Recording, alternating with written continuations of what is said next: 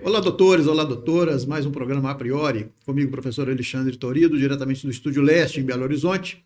Sempre com temas do direito, temas atuais, temas relevantes e convidados especiais. E hoje não vai ser diferente. Acompanhe conosco, está no ar A Priori.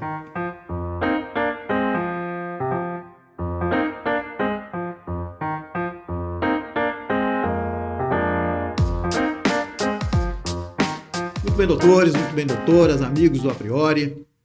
Abrindo mais um programa, agradecendo a você que está inscrito no nosso canal, tem acompanhado os nossos programas, curtido os nossos vídeos e compartilhando essa ideia do A Priori, que é divulgar conteúdos jurídicos.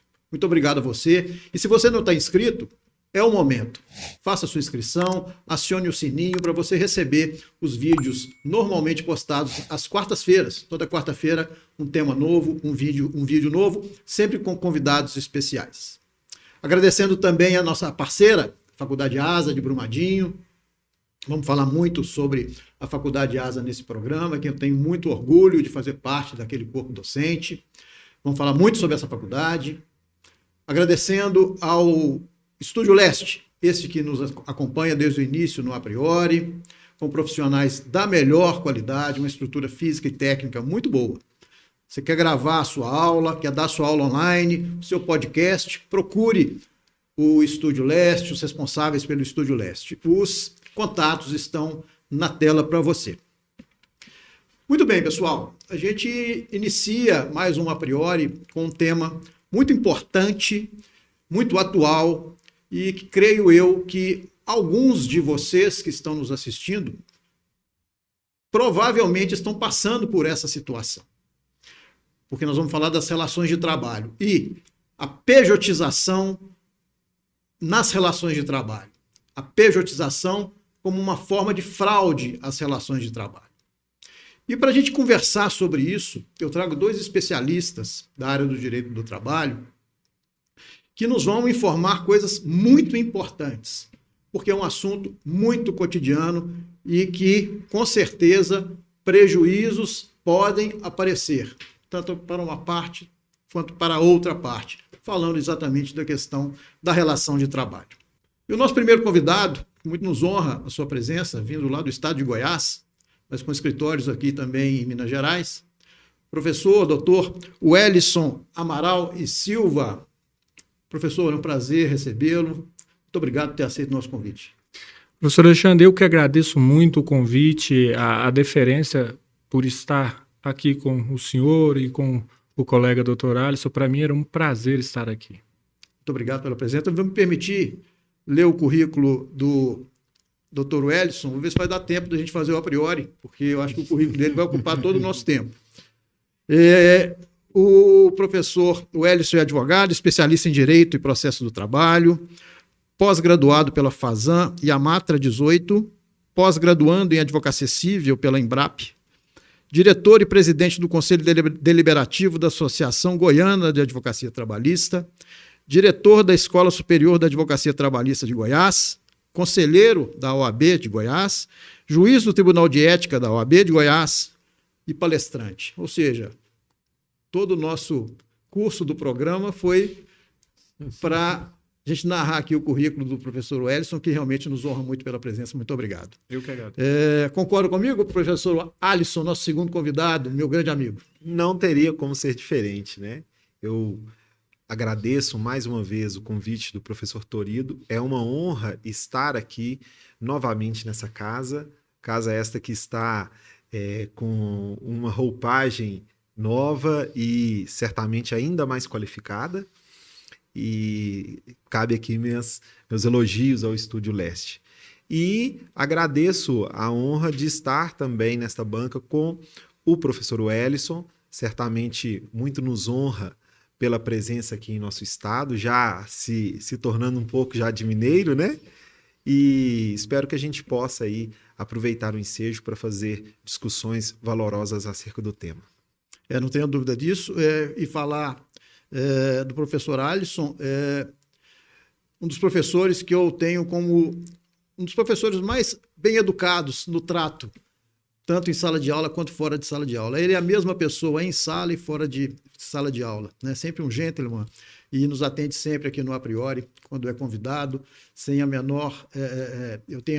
não tem constrangimento em elogiar o professor Alisson com relação à sua postura profissional e pessoal, que muito me honra ser seu colega lá na instituição. Pessoal, vamos conversar sobre a pejotização, né, nas relações de trabalho. E só para quem está nos assistindo, esse nome estranho, né, pejotização, né, o que significa pejotização? Que, a grosso modo, vem lá do PJ, pessoa jurídica, e a pejotização nas relações de trabalho nada mais é do que a transformação de uma pessoa física, do empregado, em uma pessoa jurídica. Professor, isso é possível? É possível, e é exatamente isso que a gente vai conversar aqui hoje. É possível, e a gente vai ver essa possibilidade, introduzindo um pouquinho da também possibilidade de existência de fraude nessa situação, né? Porque prejuízos podem, como eu disse no início, ocorrerem, né? Professor Wellison, é um tema importante, atual, e que é necessário a gente fazer uma introdução, principalmente com relação aos direitos do trabalhador, né? Eu acho importante a gente falar principalmente da questão da CLT, da sua origem, do que ela buscou com a sua origem lá, da era Vargas, né? Do presidente Getúlio Vargas. É importante a gente falar sobre isso inicialmente. Professor Alexandre, mais uma vez, muito obrigado pelo convite. Eu me sinto honrado aqui em poder debater com dois grandes professores, do qual eu já tenho grande estima. O senhor, eu já acompanho o seu canal, já vi diversos vídeos e vejo que o trabalho que o senhor tem oferecido aos seus internautas, ele consegue esclarecer muito ao ouvinte, a quem vê, porque isso leva o conhecimento a quem precisa saber dele. Eu preciso desses convidados desse nível para poder me ajudar. Por isso que eu estou aqui. Fico grato. É importante a gente fazer uma explanação sobre a criação da CLT. Porque a CLT, ela, em 1943, foi um marco de sua criação. Mas ela já vinha sendo pensada e já debatida e discutida antes de 1943. E o trabalho científico, ele nos faz ter o prazer de conhecer a história. E conhecendo, estudando sobre o histórico de criação da CLT, a gente percebe que a CLT ela foi criada com o intuito de proteger o trabalhador em desfavor do poder econômico, do poder patronal.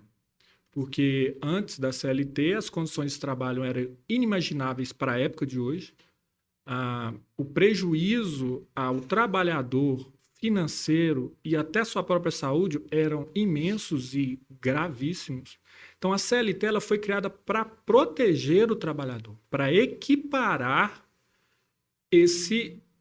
essa balança entre o hipossuficiente trabalhador e o detentor do poder econômico, o capital.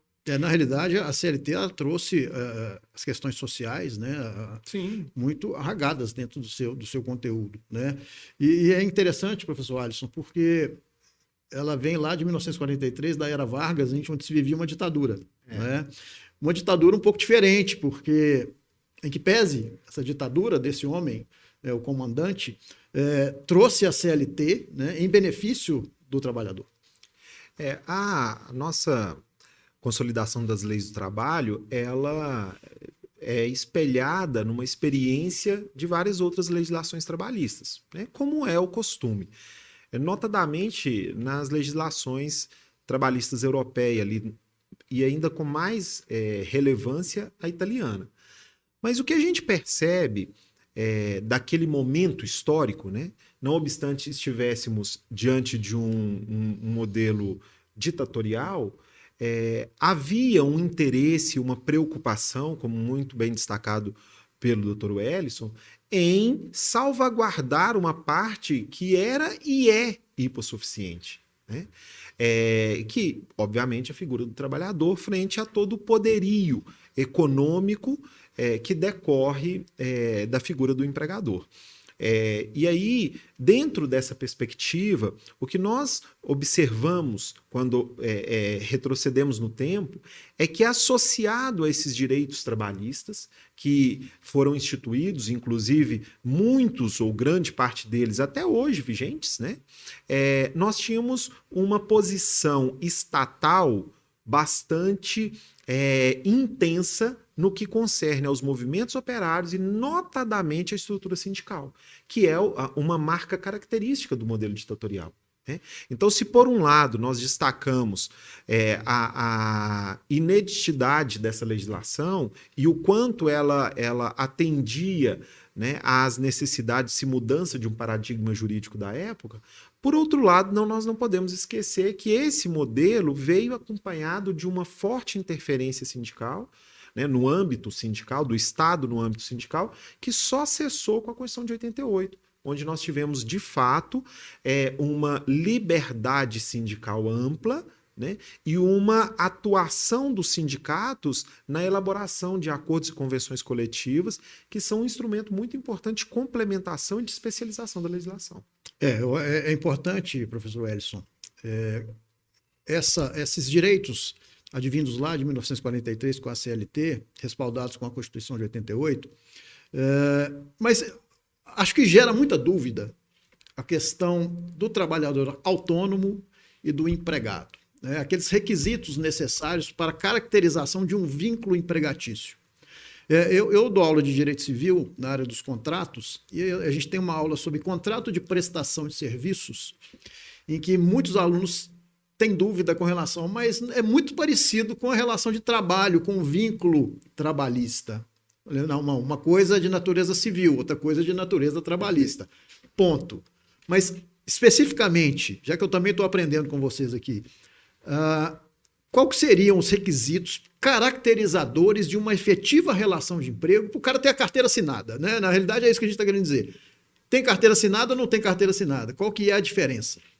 Sim, a CLT ela deixa muito bem claro, salvo engano, no artigo 3º, que para se caracterizar como trabalhador, você precisa de ter onerosidade, ser remunerado por isso, habitualidade, trabalhar com o hábito e diariamente e ter a submissão jurídica, que é ter o seu trabalho orientado e regido pela empresa. Então, esses são os básicos para que se possa caracterizar a relação de emprego. Então, o trabalhador autônomo é o contrário disso. Ele não tem a pessoalidade, que ele não tem a obrigação de estar presente da empresa ou de executar o trabalho, mas sim de entregar o trabalho pronto. E a submissão jurídica, porque ele tem liberdade para exercer o trabalho contratado sobre a sua técnica. A sua obrigação se dá apenas em entregar o resultado contratado. E pontuando sobre o que o senhor disse, eu sempre disse em alguns cursos e aos alunos que o contrato, tanto o contrato do trabalhador quanto o contrato civil, é o mesmo, ele segue as mesmas regras. Então, quem quer ter um bom contrato de trabalho ou quem quer confeccionar um bom contrato de trabalho tem sim que saber sobre contratos, que é a matéria que o senhor ministra. Eu estou entrando nessa seara, dessa divisão entre a relação autônoma, a relação de trabalho e o autônomo, porque a CLT, como a gente viu, trouxe direitos, mas ela foi atualizada, vamos colocar assim, né? Houve uma reforma lá em 2017, né? Isso. E que trouxe para a gente um instrumento exatamente da pejotização, que é o tema da nossa conversa de hoje. E por que eu estou perguntando essa questão, ou essa distinção dessas duas situações? Porque a pejotização nada mais é do que a transformação de um empregado com todas as características de vínculo empregatício previstas lá no artigo 3º da CLT, sim, em uma pessoa jurídica. Né? Ou seja, às vezes você que está nos assistindo está passando por isso ou tem conhecimento de alguém que foi até obrigado, entre aspas, a constituir uma empresa para continuar trabalhando, né? E é exatamente isso que a gente vai conversar. Né? Professor Alisson, isso veio com a reforma. Na verdade, nós podemos dizer que a reforma ela jogou luz a este instituto. Essa possibilidade. Se é que nós podemos nominá-lo assim, haja vista que não se trata de algo lícito, né? Mas eu digo instituto no sentido de que está instituído no nosso dia a dia essa prática. Já havia a possibilidade da pejotização, e já ocorria, na verdade, porém, uma mudança que chamou a atenção com a reforma trabalhista foi a preocupação de se inserir na CLT uma certa caracterização do que seria o trabalho autônomo, né? E isso chamou a atenção para uma possível regularização, digamos assim, da pejotização. E logo no início, algumas pessoas começaram a dizer que isso seria uma inovação trazida. E eu me recordo muito bem que logo no início eu disse, olha, não é bem assim. Ao meu ver, nós não estamos de modo algum legalizando o instituto. Pelo contrário, eu interpreto de que esta medida, ela deixa bem claro quais seriam os requisitos do trabalho autônomo e, portanto, reafirma que a figura da pejotização, como muitas vezes é aplicada, né, ela não é lícita. E é exatamente a partir dos elementos que o Dr. Wellison trouxe é que nós vamos entender a regularidade ou não desta figura. Porque dentro da pejotização, como bem esclarecido, você tem a transformação de um vínculo de emprego em uma relação que deixa de ter uma natureza trabalhista e passa a ter uma natureza civil. O problema é que muitas vezes não há essa mudança de natureza jurídica. O que há é apenas uma roupagem, uma aparência, né, com o objetivo de regularizar algo, sem que, na verdade, você tenha mudado os elementos essenciais. Portanto, você não está fazendo uma mudança jurídica, né, mas sim uma espécie de simulação, daí a natureza de fraude desse instituto, nesses casos. Eu queria ouvir o professor Wellison nesse sentido. Opinião do senhor com relação a essa pejotização. O doutor Alisson, o professor Alisson, ele fez pontuações extremamente importantes. A pejotização, ela não é nova. Ela não foi criada a partir da reforma trabalhista. Ela vem de anos e anos e anos. Se a gente voltar lá para o contexto histórico, todo mundo já ouviu falar do sistema fordista. O sistema fordista era o sistema que a empresa fazia tudo. Do início até o final da entrega do produto, ela fazia a confecção de tudo. E nós, passando o tempo, foi substituído esse sistema pelo sistema toyotista, que é tirar essa obrigação da empresa de criar tudo isso. Uhum. Então, no sistema toyotista foi implantado a terceirização, que é o início da pejotização. E isso vem de dezenas de anos. Isso é muito longo. Só que, com a reforma trabalhista, como muito bem o professor Alisson pontuou, ela veio trazer parâmetros para a distinção do trabalho autônomo e do empregado. Tanto é que tem requisitos para que seja feito. Foi muito mal utilizado Sim. pelo capital depois da reforma, que era qual o requisito principal? Se você tem um funcionário e você vai transformar ele numa pessoa jurídica, você tem que aguardar um lapso temporal de 18 meses. E muitas empresas não fizeram isso e não fazem ainda hoje. É exatamente nesse ponto que eu queria chegar, porque a pejotização está aí. Ela está no mercado, né? E tem vantagens e desvantagens. Muito. Isso, eu acho que a curiosidade grande com relação a isso é exatamente essas vantagens e desvantagens, e para quem, né? E, professor Alisson, a gente tem uma pergunta de uma aluna da Faculdade ASA exatamente nesse sentido, né? Ela fala sobre a questão do desemprego, né? E que às vezes obriga o empregado a acatar aí uma determinação da empresa de se transformar em uma pessoa jurídica para continuar trabalhando, né? Que tipo de vantagens e que tipo de desvantagens teria essa mudança, né? Vamos ver qual é essa pergunta. Boa noite. Meu nome é Patrícia Ferreira dos Santos Goulart, Sou graduanda do 9º período do curso de Direito da Faculdade de Asa de Brumadinho. Primeiramente, gostaria de agradecer ao professor Alexandre Torido pela oportunidade em poder participar com a pergunta do programa Priori dessa semana. Gostaria de cumprimentar também aos convidados, ao professor e doutor Alisson. Te cumprimento, professor, em nome de todos os alunos do curso de Direito da Faculdade de Asa de Brumadinho e, em especial, os alunos do 9º período. Cumprimento também ao doutor Wellison Amaral, esse grande profissional e especialista em direito do trabalho, porque eu tenho uma grande admiração. As mudanças e a crise econômica que estamos vivendo em nosso país fez com que aumentasse o desemprego e a informalidade. Então, tornou-se comum vermos em empresas trabalhadores travestidos de pessoas jurídicas, que são chamados os trabalhadores pejotizados.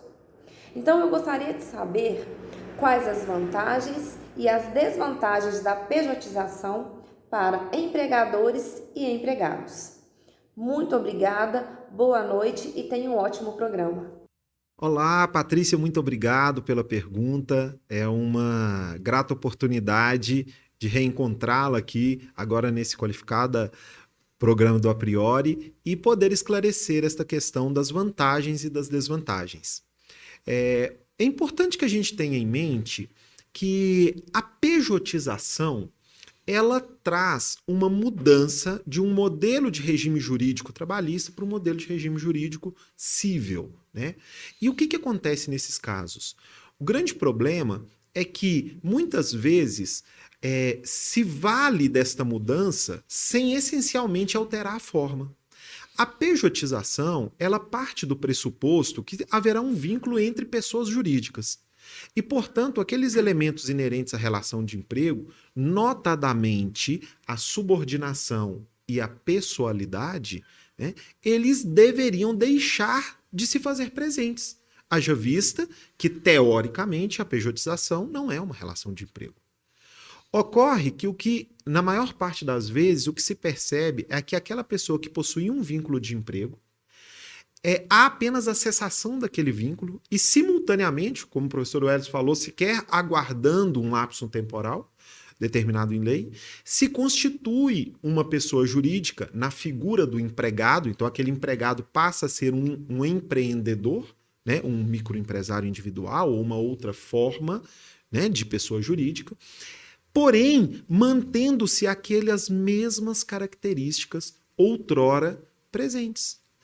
E, portanto, nós não teríamos, nesse caso, a figura jurídica da pessoa dissociada do elemento subordinação, né? Então, se a gente, antes de falar especificamente das vantagens e desvantagens, se a gente, só para ficar mais didático, né, a gente poderia imaginar a figura de um professor. Vamos falar de todos nós, que seria algo mais fácil de ser percebido e também, principalmente, mais próximo de uma figura que os alunos da nossa querida Faculdade de Asa possam identificar.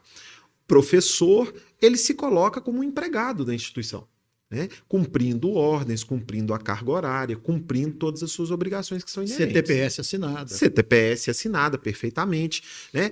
Então você tem ali o elemento da pessoa física do professor, que exerce pessoalmente aquela tarefa, não faz substituir pelo seu irmão, pelo seu tio, pela sua tia, né? Ele cumpre pessoalmente essa atribuição, seguindo as ordens emanadas ali daquela coordenação, né? Cumprindo aquela carga horária que foi a ele atribuída e recebendo, consequentemente, a sua remuneração. Pois bem, o que a gente tem alguns exemplos na jurisprudência? De que de um dia para o outro, essa pessoa que é um empregado com uma carteira assinada, torna-se uma pessoa jurídica, né? Algumas instituições, há exemplos de instituições de ensino que fizeram isso. E aí aquela pessoa continua igualzinho, ele próprio lecionando na sua mesma carga horária. Mas é uma empresa. Mas se tornou uma empresa. Ora, houve alteração do regime jurídico, o vínculo entre eles? Não.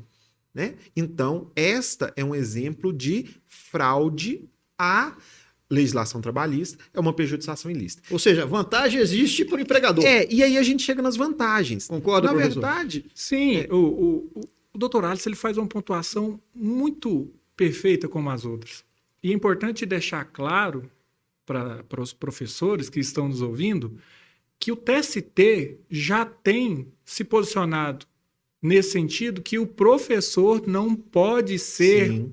PJ por conta do regramento do MEC, que determina que a instituição tem que ter o professor no seu quadro. Ele não pode ser um PJ. Então, o TST já vem se manifestando nesse sentido. É interessante, professor Alisson, o senhor falou a questão da fraude, né? E eu queria entrar nessa seara, professor Alisson, da fraude, porque se há essa alteração, às vezes abrupta, da pessoa física se tornar uma pessoa jurídica prestando o mesmo serviço, ou seja, ela é a mesma, faz a mesma atividade, o mesmo trabalho, todos os dias, mas ela não é mais empregado. Ela é um prestador de serviço, né? Através dessa empresa que ele foi obrigado, entre aspas, a criar, né? Professor Wellington, a questão da fraude, né, ela aparece aí de uma forma muito latente. Sim. Vou te dar um exemplo claro, clássico. Eu atendi a um grupo de caminhoneiros há mais ou menos uns 15 dias atrás. Eles trabalhavam numa média de 5, 6 anos, cada vínculo, e a empresa chegou neles e falou assim, ó, eu vou demitir todos vocês e vou contratar vocês como prestador de serviço PJ. Mas não se preocupem, o meu contador vai entrar em contato com vocês, vai preparar tudo e vocês continuam prestando serviço. E assim foi feito. Já há mais de 1 ano, salvo engano, eles continuam prestando o serviço na mesma condição de empregado, conforme o doutor Alisson explicou. Ele tem horário para sair de viagem, horário para entregar a carga, eles não têm horas extras pagas, foi suprimido toda aquela obrigação que o patrão tinha antes com ele. E principalmente os direitos dos empregados. Sim, né? Ele não tem direito a horas extras, a um intervalo adequado, que é uma norma de saúde e segurança do trabalhador, que são normas que são irrecusáveis pelo trabalhador. O trabalhador ele não pode recusar o seu intervalo ou norma que garanta a sua segurança. Então, o que agride o trabalhador é essa extração de seu direito. Retira o recolhimento do FGTS, retira o recolhimento do INSS, retira o descanso semanal remunerado, retira a possibilidade de férias, retira tudo. E se porventura ele adoece, ele é a empresa. Se a empresa para, a renda para. Como que ele vai sustentar a sua família? Como que ele vai levar aos seus dependentes uma dignidade? O desrespeito à dignidade da pessoa humana, característico na nossa Constituição Federal, ele é totalmente esquecido e deixado de lado. Ou seja, na realidade, os direitos dos trabalhadores, a desvantagem aparece aí. O que acontece? Eu queria só, professor Alisson, já que o senhor pegou a palavra, Claro. Essa questão da fraude. Tem muita empresa se aproveitando dessa situação, né, para exatamente diminuir a sua carga tributária, que é importante a gente falar sobre Sim. isso, né, em detrimento do próprio Estado. O que acontece? Quando você institui um sistema de pejotização, você suprime todos aqueles direitos trabalhistas clássicos, como já citado pelo nosso querido professor Wellington, no que concerne FGTS, férias, 13º, isso deixa de ser pago para aquela pessoa que se tornou uma PJ, né? Essa seria uma vantagem para o empregador. E aí a gente poderia perguntar, mas qual a vantagem para o trabalhador? Porque muitas vezes a pejotização é imposta, mas muitas vezes ela é consentida também, né? E qual é a aparente vantagem? Exatamente a citada por você, Torido, que seria a questão tributária. Os custos que são inseridos no regime trabalhista são realmente muito altos, tanto para o empregador quanto para o trabalhador, né? Para financiar a Seguridade Social. E aí, nesse momento, aparentemente, de fato, a pejotização pode significar uma vantagem, seja no que concerne a essas contribuições previdenciárias, seja no regime de tributação da pessoa jurídica e da pessoa física. Porque, a depender do salário, ele sai de faixas de 22, 27,5 e ele cai para faixas de 15, 10, a depender da estrutura jurídica instituída. Ou pode ser até menos que isso. Então, é uma aparente vantagem, né, para essa pessoa que era trabalhadora e se tornou uma PJ. Porém, ele deixa de considerar todos esses prejuízos que ele teve. É um entendimento um pouco equivocado, né? Porque Perfeitamente. o empregado, que já não é mais empregado, ele vai ter uma remuneração um pouco maior, mas em compensação, na hora de uma dispensa, na hora de uma rescisão do Isso, contrato, exato. todas aquelas verbas rescisórias inerentes à relação de trabalho, elas não E vão deixar de existir. enfermidades também, né, como citado. Sim, Ele as deixa de instabilidades, ter os por isso. benefícios próprios de um segurado do INSS. Ou seja, senhores, é uma desvantagem para o empregado e uma vantagem para as empresas. E tem determinadas empresas, não estou generalizando, que Claro. têm utilizado isso exatamente em benefício, né? Mas o prejuízo grande do Estado com relação ao não Isso, recolhimento exato. dos tributos Exato. relativos a essa relação, né? Que é muito importante. Professor Alisson, a Faculdade de Asa esse ano faz 20 anos, né? Nós estamos lá já há algum tempo, e eu queria conhecer um pouco o professor Alisson. Eu acho que muitos que estão nos vendo querem conhecer o professor Alisson com relação às disciplinas, ao tempo de docência lá na instituição. Professor Torido, quando cheguei à instituição, e isso já fazem 6 anos, eu fui muito bem recebido pelo senhor. Não sei se você se lembra, mas foi uma oportunidade que surgiu, que eu busquei a docência como um exercício mais do que de trabalho, mas de satisfação. E eu encontrei isso na Faculdade Asa. Nós temos o prazer de dizer que nós não temos colegas, nós temos amigos. Porque a nossa Não relação... tenha dúvida disso. A liberdade e o ambiente que a Faculdade Asa nos proporciona faz com que a gente crie laços de amizade e de ótimo relacionamento com os alunos também, né? É uma característica interessante. É muito próprio da nossa instituição. Essa natureza acolhedora, cuidadosa, né? E essa liberdade, como eu disse, que a instituição proporciona entre nós e entre os alunos, no sentido de realmente poder se preocupar com as necessidades, sim, claro, acadêmicas, mas também viabilizar um ambiente adequado para a aprendizagem, né? Então, hoje, eu tenho a grata satisfação de dizer que faço parte do corpo docente da Faculdade Asa, lecionando as disciplinas de Direito do Trabalho 1 e Direito Processual do Trabalho. E Quais períodos são? são o 7º e 9º períodos. 7º e 9º período. Já mais no finalzinho do curso, né? E sempre tenho tido uma oportunidade que é dada pela estrutura, pelas condições da biblioteca, né? E por todo o apoio que decorre da coordenação, da diretoria, de buscar fazer o trabalho da forma mais exitosa possível e com uma liberdade, né? No sentido de técnicas e metodologias que venham a engrandecer o processo de aprendizagem para além das aulas apenas, e trazendo elementos de caráter prático, né, que é tão caro aos alunos, né? Professor Alisson, um dos professores mais homenageados na instituição. A cada semestre, na cada colação de grau, ele está sempre presente lá como professor homenageado. Professor Wellison, o senhor conhece a estrutura da Faculdade Asa? Sim, conheço a estrutura, eu tenho grandes recomendações da faculdade, inclusive 2 de meus assistentes pessoais são originários da Faculdade Asa e são... Quem são? O Jefferson Wallace e a Patrícia. São 2 assistentes pessoais de competência ímpar, todos os 2, e eu acredito que essa competência deles é devido à instituição de ensino e ao professor Alisson, que também deve ter sido ou é professor de algum deles. É um orgulho para nós, né? Temos 2 alunos citados por um verdade. profissional dessa qualidade já prestando serviço em favor dele.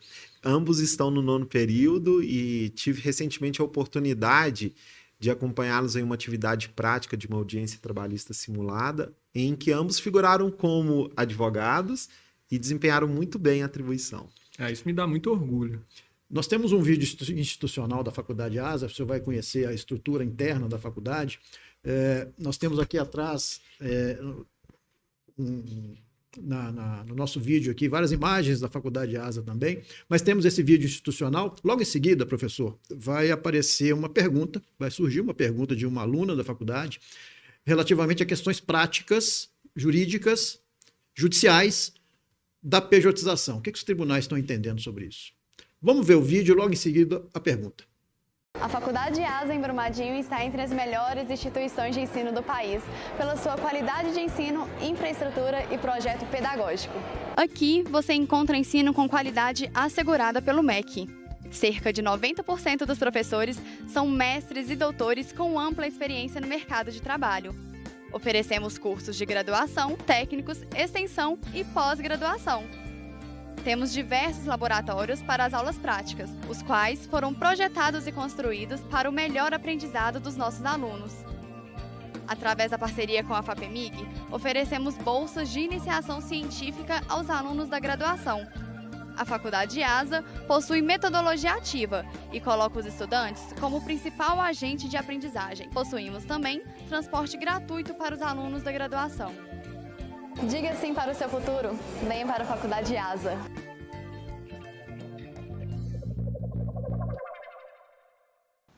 Olá a todos, o meu nome é Kelly Dias. Eu estou no 7º período do curso de Direito na Faculdade ASA de Brumadinho. E eu gostaria muito de agradecer ao professor Alexandre Torido, a qual eu tenho muita consideração e carinho, pelo rico convite, de participar do programa A Priori, um programa que tanto tem nos acrescido. Não somente é importante para os operadores de direito, mas para toda a sociedade em si. Um programa que tem nos trazido grandes informações, tirado as nossas dúvidas. Quero aqui cumprimentar os convidados, Dr. Wellison e ao professor Alisson, da Faculdade ASA também. Então, eu acredito que pela complexidade do tema e pela importância, as dúvidas são eminentes.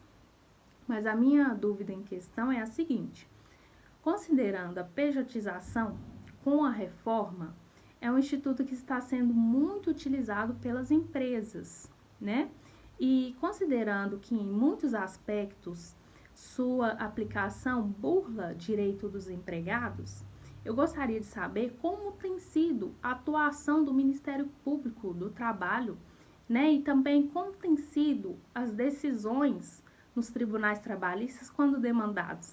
Desde já, eu agradeço. Forte abraço para todos vocês. Fiquem com Deus. Kelly, brilhante pergunta. Uma pergunta que está em foco hoje. Professores, o TST ele vem trabalhando fortemente para demonstrar a justiça e a injustiça sobre essas fraudes. Tem uma decisão muito famosa sobre a pejotização que foi feita através do Sindicato das Trabalhadoras em Salões de Beleza, que deixa claro essa questão da fraude na pejotização. E hoje nós estamos no mês que o Ministério Público do Trabalho da 18ª Região faz uma campanha para levar à população o conhecimento dessa fraude e quem tiver conhecimento possa fazer a denúncia nos canais do Ministério Público do Trabalho. Nós estamos só para pontuar, em julho de 2021, Sim. Como fica aí no canal do YouTube o programa, só para pontuar a atuação do MP com relação à pejotização dentro desse tempo que a gente vive hoje. Professor Alisson, dentro disso que o professor respondeu, os tribunais do trabalho, eles têm sido unânimes, eles têm sido parciais. Como é que têm sido as decisões dos tribunais? De um modo geral, a jurisprudência é bem firme em entender que nos casos em que se constitui uma pessoa jurídica, mas se mantém os elementos próprios da relação de emprego, os tribunais têm sido uníssonos em reconhecer o vínculo de emprego, determinar ao empregador o cumprimento das obrigações de registro em CTPS e demais obrigações que decorrem deste vínculo, o pagamento de todas as verbas trabalhistas devidas neste caso e, inclusive, muitas vezes oficiando os órgãos para que se apure responsabilidades de natureza tributária e criminal. né? Então, a posição do judiciário é muito firme em que, estando presentes aqueles elementos clássicos da relação de emprego, que a imposição do que a gente chama do princípio, né, da verdade real e da primazia da realidade sobre a forma, ele se manifesta claramente nesse sentido, afastando a forma jurídica e caracterizando o vínculo de emprego. É importante citar, professores, aqui no Tribunal da Terceira Região tem inúmeras decisões e decisões muito bem fundamentadas. O tribunal daqui ele tem se colocado adiante disso de uma forma técnica e profunda que tem garantido isso aos jurisdicionados. As decisões são nesse sentido da caracterização da efetiva fraude? Sim. Em sua grande maioria, sim. Porque, na realidade, é importante a gente pontuar que a gente não está fazendo apologia aqui a não aceitação da pejotização, né? Como Isso o professor mesmo. Alisson já colocou em alguma das falas dele, tem um empregado que aceita, né? E faz o acordo e aceita essa alteração, vai ter um benefício remuneratório interessante. A gente não está dizendo que não possa fazer, né? A gente está pontuando aqui situações específicas, principalmente com relação à fraude, contra os direitos dos trabalhadores, né? Que bula direito dos trabalhadores, e algumas empresas que se aproveitam disso para poder também restringir a sua capacidade tributária. Então a gente não está fazendo apologia a não poder, nós estamos pontuando aquilo que pode ser prejudicial, ou seja, tem que se analisar efetivamente no momento de uma aceitação dessa alteração, que ela é muito rigorosa. O que eu acho que assim, a gente pode extrair de todo esse diálogo que nós tivemos aqui é entender que não há impedimentos legais, jurídicos, para que uma pessoa que seja trabalhadora resolva deixar de atuar como empregado e constituir uma pessoa jurídica e passar a exercer, aí sim, um negócio, né? Não há nenhum impedimento para isso. Ele vai mudar a sua natureza, o seu vínculo, né? Agora, o que nós não podemos admitir e o que não é admitido no judiciário é que se pretenda manter exatamente aqueles elementos da relação de emprego, porém dando uma roupagem diversa a esse vínculo com interesses de cunho tributário, quando na verdade não se muda essencialmente, né? Então, se eu tenho uma relação entre pessoas jurídicas, não pode haver exigência de uma relação personalíssima, né? Muito menos uma subordinação aos moldes da relação de emprego. E aí, infelizmente, isso que a gente vê muito. E o que a gente precisa destacar, como bem o senhor fez, é que o Instituto ele está lá na lei. Ele pode ser usado, ele tem função social legal, mas ele tem que ser usado corretamente. Exato. Ele tem que ser operado de forma correta. E o que nós fizemos aqui é destacar a forma da utilização e as consequências da não utilização dessas formas adequadas. O como usar, Isso. né? Sempre deve ser uma situação bem paritária. Um exemplo rápido aqui que a gente poderia dar de desvirtualização é também a terceirização. Claro que a gente não pode entrar aqui nesse assunto porque demandaria um outro programa, Sem dúvida. mas a terceirização também é um instituto jurídico lícito, mas que muitas vezes se utiliza dele para finalidades que são contrárias à figura da terceirização, né? É o que também muitas vezes acontece com a pejotização. É um tema muito instigante, né? Muito interessante, e como eu disse no início, pode ser que muita gente que está nos assistindo esteja passando por essa situação, Certamente. ou está pensando nessa situação, né? Verdade. E só que infelizmente o nosso tempo se esgotou. Foi uma honra para recebê-los. Professor Ellison, me falaram muito bem do senhor, mas falaram pouco. Estou tendo aqui uma perspectiva muito melhor. Parabéns pela sua participação. Muito obrigado por ter aceito a priori. Eu agradeço muito o convite. Eu retomo o que eu disse anteriormente. Estou muito grato, lisonjeado por estar na presença de dois grandes professores. E falar sobre direito do trabalho, para mim, é uma honra, é uma paixão particular. Então, fico aqui agradecido e sempre à disposição. Quando o senhor precisar de qualquer debate, estaremos aqui para contribuir o que puder. Eu falei que o senhor veio de Goiás, né? e está se tornando mineiro, porque quem vem a Minas Gerais não esquece jamais, né? Aquela musiquinha, Nunca mais. né? E o professor está com também escritórios aqui na comarca de Betim e também de Brumadinho, exercendo aí a atividade do direito de trabalho. Não é isso? Nunca mais se esquece Minas Gerais. Muito obrigado pela sua presença. Eu agradeço. Professor Alisson, mais uma vez é um prazer sempre estar com o senhor, sempre aprazível, como sempre, né? E muito obrigado.